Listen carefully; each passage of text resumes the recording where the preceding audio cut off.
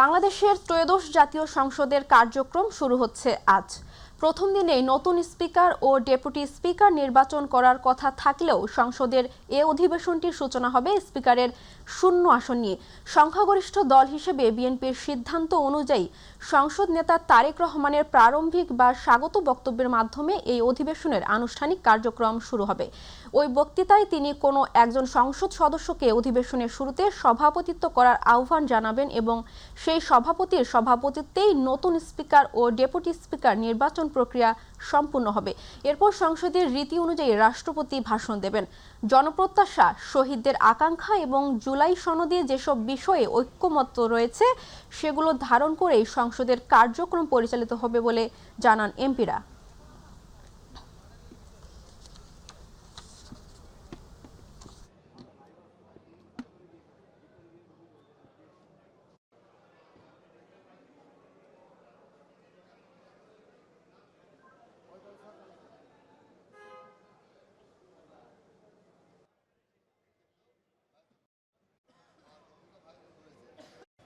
এই সংসদ জনপ্রত্যাশার, জন আকাঙ্ক্ষার এবং শহীদের আকাঙ্ক্ষা পূরণের জন্য আজকে এই গণতান্ত্রিক উত্তরণের প্রথম দিন থেকে কাজ করবে।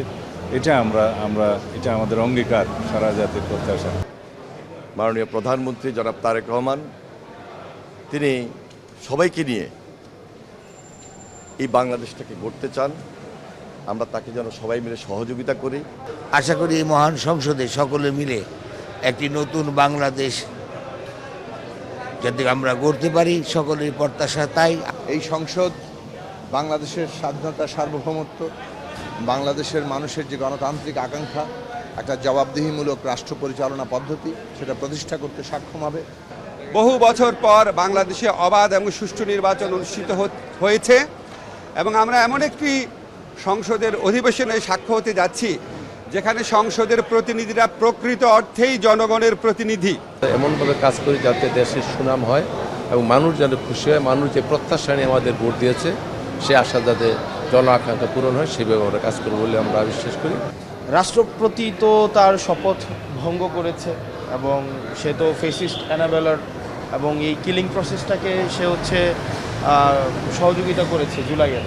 তো সেই জায়গা থেকে তার মোরাল তো কোনো গ্রাউন্ড নাই আজকে জুলাইয়ের মধ্য দিয়ে অর্জিত এই পার্লামেন্টে সে ভাষণ দেওয়ার। দেখি আমরা সাংগঠনিকভাবে বা আমরা অ্যাজ এ দলগতভাবে আজকে আমরা কি স্টেপ নেই, বরং আমরা সরকার দল বিএনপির কাছে আমরা আহ্বান দেখেছি যে তাদের যেহেতু 2/3 মেজরিটি রয়েছে, সিম্পল মেজরিটিও তাদের রয়েছে, তারা এই রাষ্ট্রপতির অভিশংসনের জন্য তারা সংসদে তাদের কার্যক্রম শুরু করবে, এই আহ্বান এবং এই প্রত্যাশা আমরা বিএনপির কাছে রাখছি। দর্শক, এই মুহূর্তে সংসদ ভবনে আছেন সহকর্মী ইউসুফ আলী, যুক্ত হচ্ছি তার সাথে। কিছুক্ষণের মধ্যে বসছে বহুল প্রতীক্ষিত ত্রয়োদশ জাতীয় সংসদের প্রথম অধিবেশন। তো এখন পর্যন্ত কারা এসেছেন সংসদ ভবনে, আর কি খবর আছে আমাদের জানাবেন। আপনি জানেন যে আজকে প্রথম ত্রয়োদশ জাতীয় সংসদ নির্বাচনের প্রথম অধিবেশন বসছে এবং এই অধিবেশনকে কেন্দ্র করে কিন্তু মানুষের মনে একটা বিশাল কৌতূহল সৃষ্টি হয়েছে যে ত্রয়োদশ জাতীয় সংসদ নির্বাচনের পর আজকে সংসদ অধিবেশন বসছে এবং এই সংসদকে ঘিরে কিন্তু বিরোধী দল এবং সরকারি দলের মধ্যে একটু টানপোড়েন রয়েছে। যেমন রাষ্ট্রপতির ভাষণ নিয়ে যেটি বলা হয়েছে যে রাষ্ট্রপতি সংবিধান অনুযায়ী ভাষণ দেবেন, কিন্তু বিরোধী দল সেটির বিরোধিতা করে আসছেন শুরু থেকেই। এমনটিও হতে পারে যে রাষ্ট্রপতি যখন ভাষণ দেবেন তখন তারা ওয়াক আউট করতে পারেন সংসদ থেকে, এমনটি ধারণা করা হচ্ছে। আমরা বিরোধী দলের যে সংসদ সদস্য রয়েছে তাদের সঙ্গেও আমরা কথা বলেছিলাম, তারা এমনটি ধারণা দিয়েছে, তবে স্পষ্ট করে বলেননি যে ওয়াক আউট করবেন কিনা, তবে তারা বলেছেন যে সময় হলে আমরা সেটি দেখতে পারবো। আরেকটি বিষয় আপনাকে বলি, যেহেতু আজকে প্রথম অধিবেশন, প্রায় সকল সংসদ সদস্যরাই আজকের এই অধিবেশনে যোগদান করবেন। ইতিমধ্যে সরকারি দল বিএনপি এবং প্রধান বিরোধী দল জামাতে ইসলামের নেতৃত্বাধীন জামাত এবং এনসিপির যেসব সংসদ সদস্যরা রয়েছে তারা এখানে প্রবেশ করেছেন। আমরা এর মধ্যে কথা বলেছি এনসিপির সাধারণ সম্পাদকের সঙ্গে কথা বলেছি এবং এছাড়া বিএনপির যে সিনিয়র নেতারা রয়েছেন তাদের সঙ্গে কথা বলেছি। বিএনপি যেটি বলেছে যে বিরোধী দলের সহযোগিতায় একটি প্রাণবন্ত সংসদ গড়ে তুলতে চান।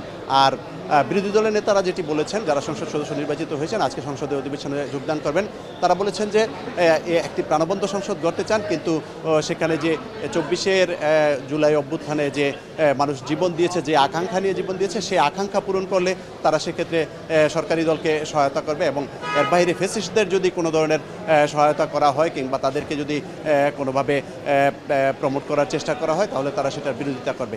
এছাড়া সংসদে দেশের স্বার্থে যেসব বিষয় রয়েছে সেই বিষয়গুলোকে তারা দেশের স্বার্থে তারা সমর্থন দেবেন, এবং সেখানে যদি দেশবিরোধী কোনো সিদ্ধান্ত নেওয়া হয় তাহলে সেক্ষেত্রে তারা প্রথমে তারা মৌখিকভাবে জানাবেন, এরপর যদি না হয় তাহলে প্রতিবাদ করবেন, এরপরও যদি না হয় তাহলে জনগণকে সাথে নিয়ে তারা রাস্তায় নামবেন। তবে তারা চাচ্ছেন যে প্রথম দফাতেই যাতে যেসব সমস্যা রয়েছে সেগুলো যাতে আলাপ আলোচনার মাধ্যমে সমস্যার সমাধান হয়। যেহেতু সংসদ হচ্ছে সব কিছুর কেন্দ্রবিন্দু, সেহেতু সমস্যাগুলো এখানে যাতে সমাধান হয় সেটিও সরকারি এবং বিরোধী দলই উভয় দলই সেই আশাবাদ ব্যক্ত করেছেন। ইন্না, সংসদ ভবন থেকে এই ছিল ত্রয়োদশ জাতীয় সংসদের প্রথম অধিবেশনের তথ্য। ইন্না। ইউসুফ, আপনাকে ধন্যবাদ। দর্শক, সংসদ ভবন থেকে আমাদের সাথে যুক্ত ছিলেন সহকর্মী ইউসুফ আলী। আজও রাজধানীতে রয়েছে জ্বালানি তেলের সংকট। সরবরাহ সংকটে সকালের স্বাভাবিক কার্যক্রম শুরু করতে পারেনি বেশ কয়েকটি পাম্প। তেল নিতে এসে ফিরে যেতে দেখা গেছে মোটরসাইকেল ও গাড়ি চালকদের। তবে কার্যক্রম চালু রাখা পাম্পগুলো সরকারি নির্দেশনা মেনে তেল দিচ্ছে। সেখানে রয়েছে যানবাহনের দীর্ঘ সারি। 1.5 থেকে 2 ঘন্টা অপেক্ষার পর মিলছে কাঙ্ক্ষিত জ্বালানি। চালকরা বলছেন, এই ভোগান্তি নিরসনে সরকারকে কার্যকর উদ্যোগ নেওয়ার আহ্বান জানিয়েছে সাধারণ মানুষ। দর্শক, এই মুহূর্তে পরিবাক এলাকায় আছেন সহকর্মী জাহিদ আহমেদ বাবু, যুক্ত হচ্ছি তার সাথে। জাহিদ, রাজধানীর ফিলিং স্টেশনগুলোতে জ্বালানি সংগ্রহে আজকের পরিস্থিতি কেমন দেখছেন আমাদের জানাবেন। ধন্যবাদ আপনাকে। আসলে রাজধানীর বিভিন্ন এলাকায় জ্বালানি তেল সংকটের এখনও পর্যন্ত সেই সংকটটা কাটেনি। আর আপনি সেই চিত্র দেখতে পাচ্ছেন নগরীর যে পেট্রোল পাম্পগুলোতে, সেই পেট্রোল পাম্পগুলোতে এখনও পর্যন্ত দীর্ঘ লম্বা লাইন লক্ষ্য করা যাচ্ছে। শেষে আপনার মাধ্যমে দর্শকদের জানাতে চাই যে সরবরাহ সংকটের কারণে আজ রাজধানীর বেশ কয়েকটি তেল পাম্প তাদের স্বাভাবিক কার্যক্রম শুরু করতে পারেনি। তবে দীর্ঘ লাইনের মধ্যে অনেক চালককে কিন্তু আমরা দেখতে পেয়েছি যে তারা কিন্তু এখানে দীর্ঘ সময় অপেক্ষা করে কিন্তু তেল নিচ্ছে। আমি এই মুহূর্তে যদি একজন চালকের সাথে যদি কথা বলি তাহলে আজকের পরিস্থিতি জানতে চাইবো। আচ্ছা, আজকের পরিস্থিতি তো মোটামুটি মানে আগে যেমন 2-3 ঘন্টা সিরিয়াল থাকা লাগতো, আজকে ঘন্টা খানিকের ভিতরে পাচ্ছি আর কি, মোটামুটি। হ্যাঁ, এটা তো আন্তর্জাতিক সমস্যা, এটা তো কাকে দায়ী করবো? আন্তর্জাতিক সমস্যা ঠিক হলে দেশে তেল ঠিক মতো আসবে। যেমনটি শুনছিলেন, আসলে আপনি জানেন যে মধ্যপ্রাচ্য চলমান সংঘাত এবং বৈশ্বিক জ্বালানি সংকটের প্রেক্ষাপটে দেশে অকটেন পেট্রোল বিক্রি নিয়ে নতুন সিদ্ধান্ত নিয়েছিল সরকার। আর বিভাগীয় শহরগুলোতে জ্বালানি তেলের গড় বিক্রির পরিমাণ কমানোর জন্য নতুন নির্দেশনাও কিন্তু জারি করা হয়েছে এরই মধ্যে।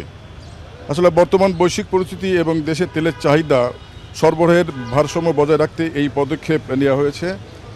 তবে আসার কথা হলো, আপনি নিশ্চয় জানেন যে তেলের সংকট নিরসনে এরই মধ্যে সরকার বেশ কিছু কার্যকরী পদক্ষেপ গ্রহণ করেছে। জ্বালানি সরবরাহ স্বাভাবিক রাখতে দেশের বাইরে থেকে কিন্তু নতুন করে ফুয়েল আমদানিও করা হয়েছে। কিন্তু এই বিষয়ে পাম্প কর্তৃপক্ষ কী বলছেন যদি আমরা জানতে চাই। জি জি জি পরিস্থিতি কি দাঁড়াচ্ছে একটু যদি বলেন। পরিস্থিতি আজকে অনেকটা নর্মালের দিকে আমি দেখতেছি যে বাইকাররা গতকালকের মতো অতটা অস্থির না, তারা সরকার নির্ধারিত যে মাত্রা সেটাতে দিচ্ছে এবং তারা সেটাতে স্যাটিসফাইড। যেমন যারা রাইড শেয়ার করতেছে ওনারা 600 টাকার তেল পাচ্ছে, আর এই কারগুলো ওনাদের আমরা 10 লিটার করে দিচ্ছি, আর বড় এসইউভিগুলো ওনারা 20 লিটার করে নিয়ে যাচ্ছে। অনেকটা প্যানিকটা অনেকটা কম আজকে, স্বাভাবিক আছে। ধন্যবাদ আপনাকে। আসলে আপনি যেমনটি শুনছিলেন যে আসলে সরকার আসলে ইতিমধ্যেই অনেক ইতিবাচক পদক্ষেপ নিয়েছেন এই সংকট নিরসনে। তবে একটা বিষয় যে তেলের এই সংকট নিরসনে যদি সব জায়গায় পেট্রোল পাম্পগুলোতে যদি তেল সরবরাহ থাকে তাহলে কিন্তু এই সংকট অচিরেই নিরসন হবে বলে মনে করছেন পাম্প কর্তৃপক্ষ। তো এই ছিল রাজধানীর পরিবার থেকে সর্বশেষ খবর। জাহিদ, আপনাকে ধন্যবাদ। দর্শক, রাজধানী পরিবার থেকে জ্বালানি সংগ্রহের পরিস্থিতি জানাচ্ছিলেন সহকর্মী জাহিদ। নারায়ণগঞ্জে প্রবাসী কল্যাণ ও বৈদেশিক কর্মসংস্থান প্রতিমন্ত্রী নুরুল হক নূর বলেছেন, সরকারি দল, বিরোধী দল, নাগরিক সমাজ যদি সরকারকে সহযোগিতা করে তাহলে আগামী 5 বছরের মধ্যে বাংলাদেশকে গড়ে তোলা সম্ভব। তিনি বলেন, এ সরকার কারো প্রতিপক্ষ নয়, এ সরকার সকলের সরকার। গতকাল গণ অধিকার পরিষদ নারায়ণগঞ্জের উদ্যোগে ইফতার মাহফিল অনুষ্ঠানে এসব কথা বলেন। ইরানের যুদ্ধ প্রসঙ্গে প্রতিমন্ত্রী নূর বলেন, প্রধানমন্ত্রী নির্দেশনা দিয়েছেন, পরিস্থিতির যদি অবনতি হয় তবে প্রবাসী শ্রমিকরা দেশে ফিরলে তাদের কর্মসংস্থান কিংবা তাদের ক্ষতিপূরণ বা তাদের কল্যাণের জন্য মন্ত্রণালয় ব্যবস্থা নেবে। যেহেতু আমরা বিএনপি বলি, জামাত বলি, এনসিপি বলি, সবাই আমরা ফ্যাসিবাদের বিরুদ্ধে একসাথে আন্দোলন করেছিলাম। কাজে এই সরকার কারো প্রতিপক্ষ নয়, এই সরকার আমাদের সকলের সরকার। এই সরকারকে বাংলাদেশের ভবিষ্যতের জন্য, বাংলাদেশের পুনর্গঠনের জন্য, বাংলাদেশের ভবিষ্যৎ জেনারেশনের জন্য আমাদেরকে সফল করতে হবে। তবে আমাদের প্রধানমন্ত্রী ইতিমধ্যে নির্দেশনা দিয়েছেন, ইনকেস যদি পরিস্থিতির অবনতি হয় তাহলে আমাদের শ্রমিকরা যদি দেশে ফিরে তাদের কর্মসংস্থান কিংবা তাদের ক্ষতিপূরণ কিংবা কল্যাণের জন্য যে ব্যবস্থা নেওয়া দরকার সেটি প্রবাসী কল্যাণ ও বৈদেশিক কর্মসংস্থান মন্ত্রণালয় পররাষ্ট্র মন্ত্রণালয়ের সাথে সমন্বয় করে কাজ করছে। চট্টগ্রাম বন্দরের নিউমোরিং কন্টেইনার টার্মিনাল পরিচালনায় বন্দর কর্তৃপক্ষের বিদেশি কোম্পানির সঙ্গে চুক্তির প্রক্রিয়া বৈধ বলে দেয়া হাইকোর্টের রায় বহাল রেখেছেন আপিল বিভাগ। এর ফলে চট্টগ্রাম বন্দরের এনসিটি পরিচালনায় বন্দর কর্তৃপক্ষের বিদেশি কোম্পানির সঙ্গে চুক্তিতে কোনো বাধা থাকলো না।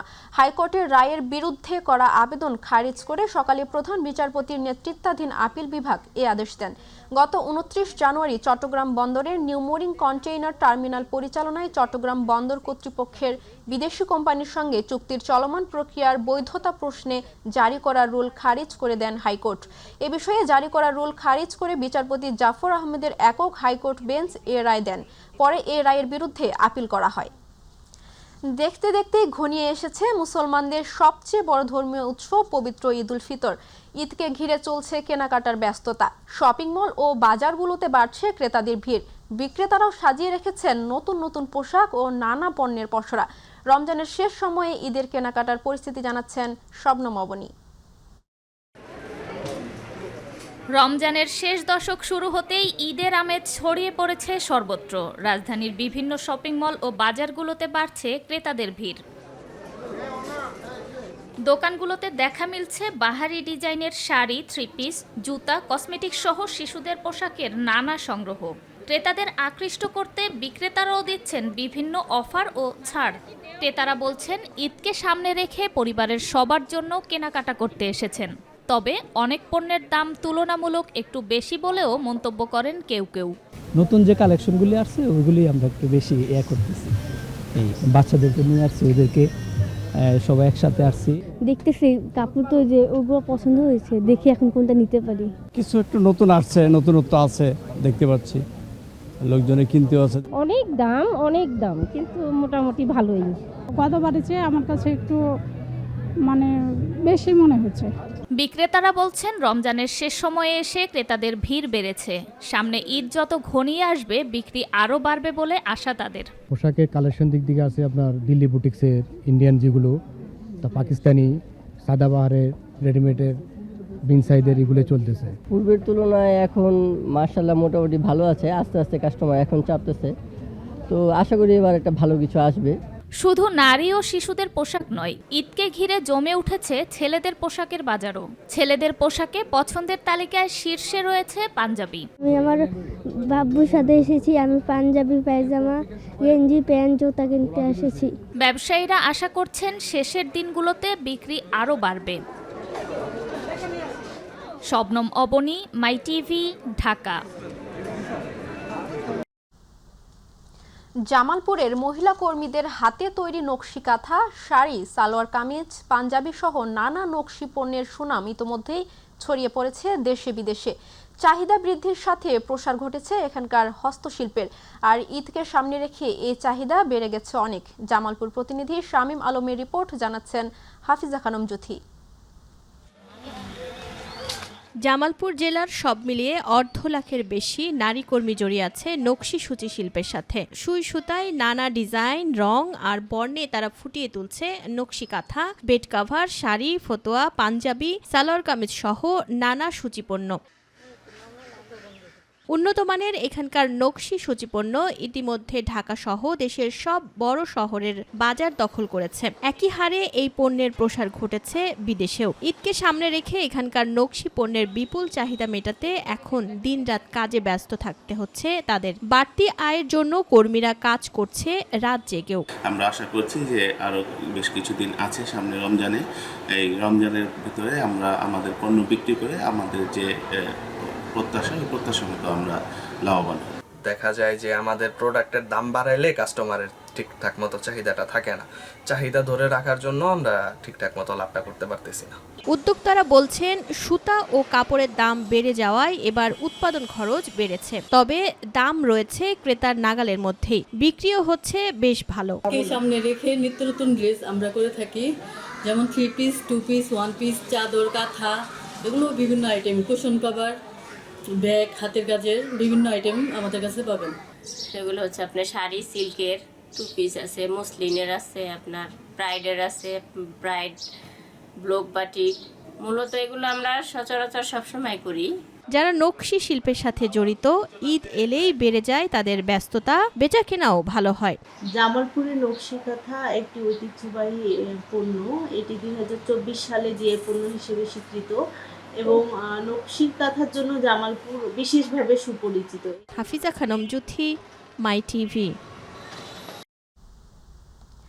ইট পোড়ানোর ছাড়পত্র না থাকায় ইটভাটার চিমনি গুঁড়িয়ে দেওয়া হয় এবং জরিমানা করা হয় মোটা অঙ্কের টাকা। কিন্তু গুঁড়িয়ে দেওয়ার পরপরই আবারও পোড়ানো শুরু করেছে কয়েকটি অবৈধ ইটভাটা। স্থানীয়রা বলছেন এ বিষয়ে নীরব ভূমিকায় জেলা প্রশাসন। প্রতিনিধি আজিজুল হাকিমের রিপোর্ট, জানাচ্ছেন তামান্না সাদিকা। মানিকগঞ্জ সদর উপজেলার 2টি ইটভাটা, মেসার্স একতা ব্রিক্স ও মেসার্স অ্যামিকা ব্রিক্স, পরিবেশগত লাইসেন্স না থাকায় সম্প্রতি অভিযান চালিয়ে এসব ভাটার চিমনি ভেঙে দেয় পরিবেশ অধিদপ্তর। পাশাপাশি 12 লাখ টাকা জরিমানা এবং বিদ্যুৎ সংযোগ বিচ্ছিন্ন করা হয়। কিন্তু অভিযানের মাত্র 2 দিন পরে আবার চালু হয়ে যায় সেই ভাটা। ভাঙা চিমনির পাশেই বসানো হয়েছে অস্থায়ী ড্রাম চিমনি, আর তাতেই চলছে ইট পোড়ানো, যা সরাসরি উপেক্ষা করছে উচ্চ আদালতের নির্দেশনা। এতে করে নতুন পরিবেশ দূষণের আশঙ্কা তৈরি হয়েছে বলে অভিযোগ স্থানীয়দের। এখন এগুলাকে ইট পোড়া যাবে কিন্তু পরিবেশের ক্ষতি হবে, যে ধোঁয়া এরা তো পরিবেশের প্রচন্ড ক্ষতি করে। জেলার 7 উপজেলা রয়েছে মোট 124টি ইটভাটায়, এর মধ্যে 23টি অবৈধ বলে জানিয়েছে পরিবেশ অধিদপ্তর। অভিযোগ রয়েছে অভিযান চালিয়ে ইটভাটা গুঁড়িয়ে দিলেও কিছুদিন পর আবার চালু হয়ে যায় এসব কার্যক্রম। আগের মতো মনে করেন যে সেই ইট বানানো চলতেছে, তারপর আপনার ইট পোড়ানো চলতেছে, ইট বিক্রিও চলতেছে, সবটাই চলতেছে। জেলা প্রশাসনের সহযোগিতায় অবৈধ ইটভাটার বিরুদ্ধে ব্যবস্থা নেওয়ার কথা জানালেন পরিবেশ অধিদপ্তরের কর্মকর্তারা। তো ইটভাটাগুলো আবার পরিদর্শন করে তারা যদি অবৈধভাবে পরিচালিত হয়ে থাকে, আমরা জেলা প্রশাসনের সাথে নিয়ে আমরা অভিযানগুলো আরও বেগবান করতে পারি। তারা যদি আইন অমান্য করে পুনরায় আবার চিমনি নির্মাণ করে বা কার্যক্রম পরিচালনা করে, আবার অভিযান পরিচালিত হবে। অবৈধ কাজ যেন না করতে পারে সেজন্য আমাদের ম্যাজিস্ট্রেটরা সচেষ্ট আছে। গুঁড়িয়ে দেওয়ার পরও যদি আবার চালু হয় ভাটা, তাহলে আইন প্রয়োগের কার্যকারিতা নিয়েই প্রশ্ন তুলছেন স্থানীয়রা। জেলার সব অবৈধ ইটভাটার বিরুদ্ধে কঠোর ব্যবস্থা নেওয়ার দাবি তাদের। তামান্না সাদিকা, মাই টিভি। এবারে গ্রাম বাংলার খবর।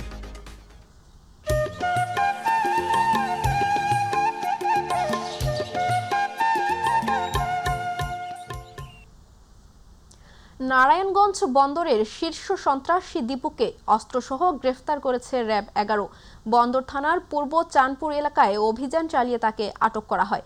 এ সময় তার কাছ থেকে একটি বিদেশি পিস্তল, একটি ম্যাগাজিন, 1 রাউন্ড গুলি, একটি চাইনিজ কুড়াল, 2টি চাকু এবং বেশ কিছু লোহার পাইপ উদ্ধার করা হয়। তার বিরুদ্ধে 18টি মামলা রয়েছে। র্যাব 11 এর অধিনায়ক lieutenant colonel HM Sajjad Hossain এক সংবাদ সম্মেলনে এ তথ্য জানান।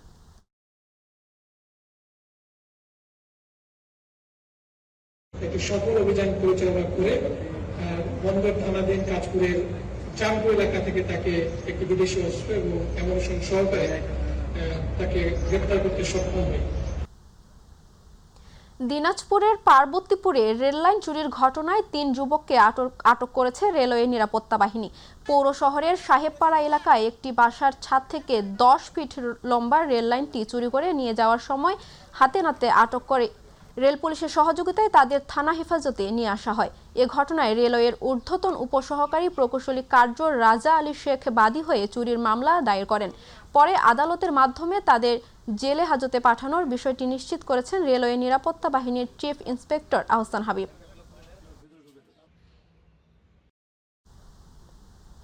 বরিশালের বাকেরগঞ্জে উপজেলায় নিয়ামতি ইউনিয়ন পরিষদের চেয়ারম্যানের অপসারণের দাবিতে বিক্ষোভ মিছিল ও মানববন্ধন কর্মসূচি পালন করেছেন এলাকাবাসী। উপজেলার নিয়ামতি ইউনিয়নের মহেশপুর বাজার এলাকায় এ কর্মসূচি অনুষ্ঠিত হয়। এতে বিভিন্ন শ্রেণী পেশার মানুষ অংশগ্রহণ করেন। মানববন্ধনে বক্তারা অভিযোগ করে বলেন, বর্তমান চেয়ারম্যানের বিভিন্ন অনিয়ম, দুর্নীতি ও স্বেচ্ছাচারিতার কারণে ইউনিয়নের সাধারণ মানুষ ভোগান্তিতে পড়ছেন।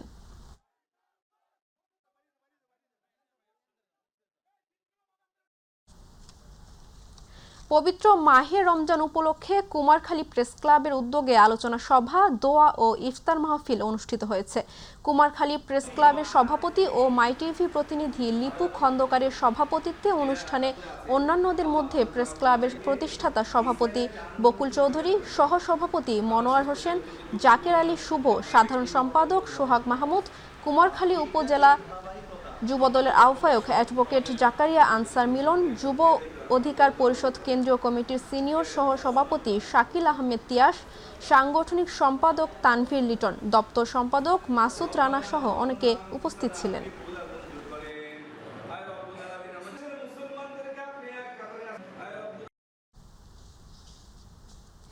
বরিশালের আগৈলঝাড়া প্রেস ক্লাবের আয়োজনে ইফতার মাহফিল অনুষ্ঠিত হয়েছে।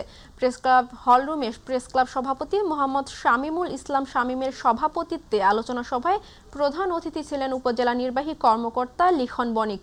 প্রেস ক্লাব সাধারণ সম্পাদক FM নাজমুল রিপনের সঞ্চালনায় বিশেষ অতিথি ছিলেন উপজেলা বিএনপির আহ্বায়ক শিকদার হাফিজুল ইসলাম, যুগ্ম আহ্বায়ক সরওয়ার হোসেন মিয়া, উপজেলা জামায়াতে আমির অধ্যাপক মোহাম্মদ আলাউদ্দিন মিয়া, গৌরনদী প্রেস ক্লাবের সভাপতি জহিরুল ইসলাম জহির, সাবেক সভাপতি ও মাই টিভি প্রতিনিধি মোহাম্মদ গিয়াসউদ্দিন মিয়া সহ সাংবাদিকবৃন্দ ও বিভিন্ন রাজনৈতিক নেতৃবৃন্দ। চট্টগ্রামের সাতকানিয়া উপজেলায় কর্মরত গণমাধ্যম কর্মীদের উদ্যোগে ইফতার ও দোয়া মাহফিল অনুষ্ঠিত হয়েছে। অনুষ্ঠানে প্রধান রাজনৈতিক ব্যক্তিবর্গ, সরকারি কর্মকর্তা ও ব্যবসায়ী নেতারা অংশ নেন।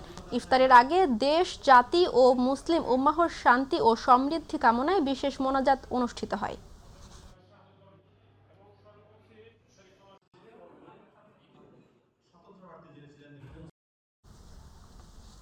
মানিকগঞ্জে শহীদ দিবস উপলক্ষে আলোচনা সভা ও ইফতার মাহফিল করেছে বাংলাদেশ ইসলামী ছাত্র শিবির। সরকারি দেবেন্দ্র কলেজ শাখা উদ্যোগে কলেজ ক্যাম্পাসে অনুষ্ঠিত হয় এই আলোচনা সভা ও ইফতার মাহফিল। এ সময় বাংলাদেশ ইসলামী ছাত্র শিবিরের কেন্দ্রীয় HRD সম্পাদক শরীফ মাহমুদ, জাহাঙ্গীরনগর বিশ্ববিদ্যালয়ের ছাত্র সংসদের GS মাজহারুল ইসলাম, জেলা জামায়াতের আমির হাফেজ মাওলানা কামরুল ইসলাম, জেলা ছাত্র শিবিরের সভাপতি মনিরুজ্জামান ও সেক্রেটারি মাহবুবুল ইসলাম সহ অন্যরা উপস্থিত ছিলেন।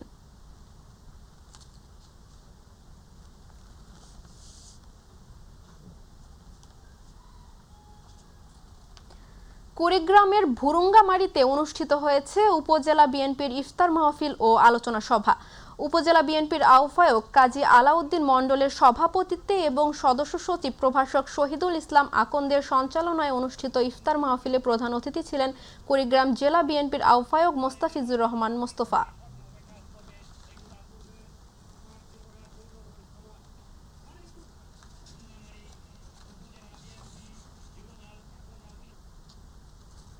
লক্ষ্মীপুরের রায়পুরে পবিত্র মাহে রমজান উপলক্ষে উপজেলা স্বাস্থ্য বিভাগের আয়োজনে ইফতার মাহফিল অনুষ্ঠিত হয়েছে। ডাক্তার মামুনুর রশিদ পলাশের সঞ্চালনায় এবং উপজেলা স্বাস্থ্য ও পরিবার পরিকল্পনা অফিসার ডাক্তার বাহারুল আলমের সভাপতিত্বে অনুষ্ঠিত ইফতার মাহফিলে প্রধান অতিথি হিসেবে উপস্থিত ছিলেন লক্ষ্মীপুর জেলা civil surgeon doctor Mohammad Abu Hasan Shahin. অনুষ্ঠানে বিশেষ অতিথি হিসেবে উপস্থিত ছিলেন রায়পুর উপজেলা নির্বাহী অফিসার মেহেদী হাসান কাউসার ও সহকারী কমিশনার ভূমি নিগার সুলতানা।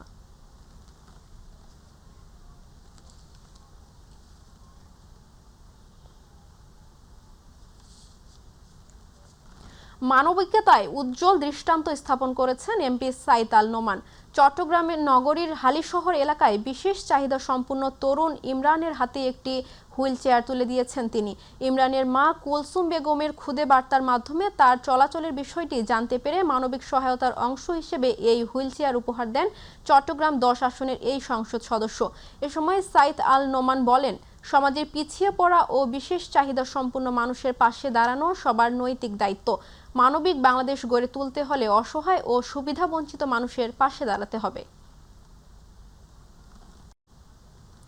স্থানীয় সরকার প্রকৌশল অধিদপ্তর ঠিকাদার সমিতি চট্টগ্রামের উদ্যোগে ইফতার ও দোয়া মাহফিল অনুষ্ঠিত হয়েছে। মাহফিল ও সভায় সভাপতিত্ব করেন আয়োজক কমিটির আহ্বায়ক মোহাম্মদ ইসমাইল হোসেন। সভায় বক্তব্য রাখেন এলজিইডির সাবেক তত্ত্বাবধায়ক প্রকৌশলী তোফাজ্জল হোসেন, সহকারী প্রকৌশলী জামাল উদ্দিন, উত্তর জেলা কৃষক দলের সদস্য সচিব নাজিম উদ্দিন শাহিন, মহিউদ্দিন শেফুল, আসাদুজ্জামান টিটু সহ অন্যরা।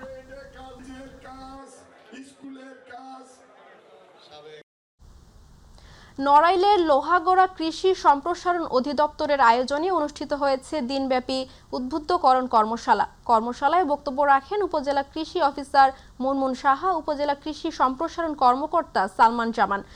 এ সময় উপস্থিত ছিলেন মাইটিভির নড়াইল জেলা প্রতিনিধি মোহাম্মদ খায়রুল ইসলাম সহ কৃষি অফিসে কর্মরত সকল উপসহকারী কৃষি কর্মকর্তাগণ। গাইবান্ধার গোবিন্দগঞ্জে কিস্তি ও এলাকা ভিত্তিক সমিতির চড়া সুদের টাকা পরিশোধ করতে গিয়ে নিজের আয়ের একমাত্র সম্বল অটোভ্যানটি বিক্রি করে এখন নিঃস্ব শারীরিক প্রতিবন্ধী রাজা মিয়া। 7 সদস্যের পরিবার নিয়ে চরম মানবেতর জীবন কাটছে তার। পবিত্র রমজানেও জোটেনি ন্যূনতম পুষ্টিকর খাবার। গোবিন্দগঞ্জ থেকে মশিউর রহমান বাবুর পাঠানো তথ্যচিত্র জানাচ্ছেন হাফিজা খানম জুথি। গাইবান্ধার গোবিন্দগঞ্জ উপজেলার কামারদহ ইউনিয়নের সতীতলা গ্রাম। এই গ্রামেই এক জীর্ণ কুটিরে বসবাস শারীরিক প্রতিবন্ধী রাজা মিয়ার। একসময় ভ্যান চালিয়ে সংসার চালালেও আজ তিনি ভাগ্যের নির্মম পরিহাসে সর্বশান্ত। কোনো সমস্যা হয়, কোনো সমস্যা না, কিছু দিতে পারি না, কাউরা দিতে পারি না, খাওয়া দাওয়া দিতে পারি না। 7 সদস্যের সংসারের ঘানি টানতে গিয়ে স্থানীয় বিভিন্ন সমিতি থেকে চড়া সুদে ঋণ নিয়েছিলেন রাজা মিয়া। সেই ঋণের কিস্তি শোধের চাপে এক পর্যায়ে বিক্রি করতে হয় আয়ের একমাত্র অবলম্বন অটো ভ্যানটি। এখন ঘরে নেই খাবার, নেই আয়ের পথ। রাজা মিয়া চাচা আমাদের এলাকারই একজন বাসিন্দা। সে অত্যন্ত দরিদ্র এবং তার একটা সন্তান অসুস্থ। সে চলতে পারে না, তার চিকিৎসার টাকা জোগাড় করতে পারে না। এদের শারীরিক অনেক সমস্যা, এরা কর্ম করতে পারে না। ওদের সরকার থেকে কিছু দেয়, ওরা না যাই ওখানে চলতে পারবে ভালো হবে। রাজা মিয়া খুব পরিশ্রমী। এই গ্রাম্য সমিতির ফাঁদে পড়ে সে আজ সর্বশান্ত। রাজা মিয়া ভিক্ষা চান না, চান মাথা উঁচু করে বাঁচার একটুখানি অবলম্বন। বন্ধ হয়ে যাওয়া ছোট্ট দোকানটি চালু করা বা এই একটি ভ্যানই পারে তার পরিবারের মুখে হাসি ফেরাতে। রান্না করে খায়, আজ পানি খাওয়া হলো। একটা ভ্যান ছিল সমিতির ইনপাতি পালানে সাপটাতে আমি গাড়িটা বিক্রি করে দিছি। আমার বাপ কর্ম করতে পারে না, আমি না কিছু না আবদার করিছি, কিছু না চাচ্ছি সহযোগিতা। রাজা মিয়ার বিষয়টি অত্যন্ত দুঃখজনক উল্লেখ করে তার বর্তমান পরিস্থিতি বিবেচনায় বিশেষ পুনর্বাসন প্রকল্পের আওতায় তাকে স্বাবলম্বী করার কথা জানান স্থানীয় সমাজসেবা কর্মকর্তা। আয়বদ্ধ হিসেবে ভ্যান গাড়ি প্রদান অথবা তার যে ছোট্ট দোকানটি আছে সেই দোকানটিতে আমরা মালামাল কিনে দিতে পারি, যাতে ওই সেখান থেকে যে আয় হবে সেটা দিয়ে উনি জীবিকা নির্বাহ করতে পারবেন। দান নয়, কর্মসংস্থানই হোক রাজা মিয়ার বেঁচে থাকার শক্তি। প্রশাসন ও সমাজের সদিচ্ছাই পারে এই পঙ্গু বাবা ও তার অসুস্থ ছেলের অন্ধকার জীবনে আলো ফেরাতে। সাইদুর রহমান আবির, মাই টিভি নিউজ ডেস্ক।